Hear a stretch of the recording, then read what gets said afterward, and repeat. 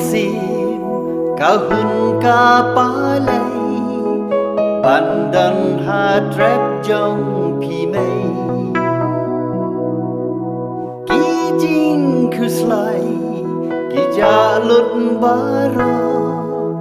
tang chính men chính hun mình sim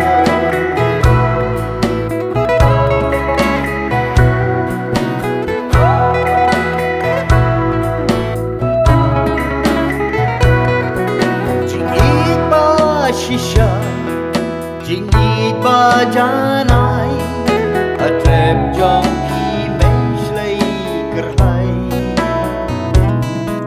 da chính ít ban sa paro da chính ba ringkat tin sneng ba korbanala ko trap ba thiang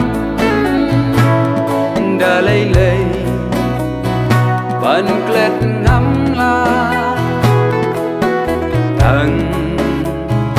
kỳ chính kinh mà si chu ngầm chính im trong nga kinh dài xa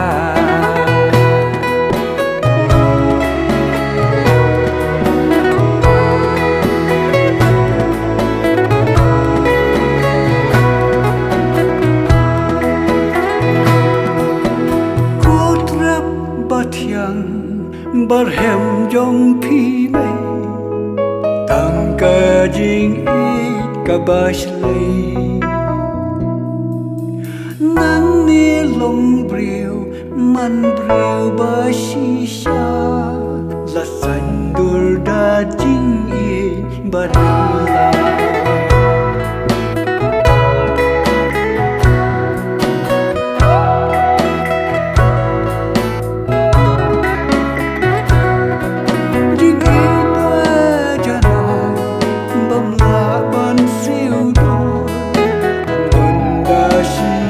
ban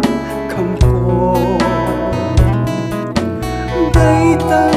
na trap ba thang jong phi mây chỉ ít có đôi lệ kỳ slay ko trap ba thiang đã lay lay ban klet ngắm la chính kinh mà si chu nong chính im trong nga kiến dài xa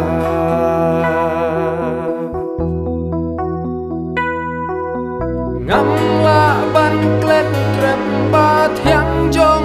pi mây u mây ba i trong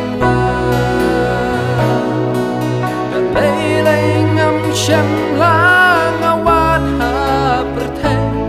jing it pasur ba shisha ko trem ba thiang da lay lay ban klet ngam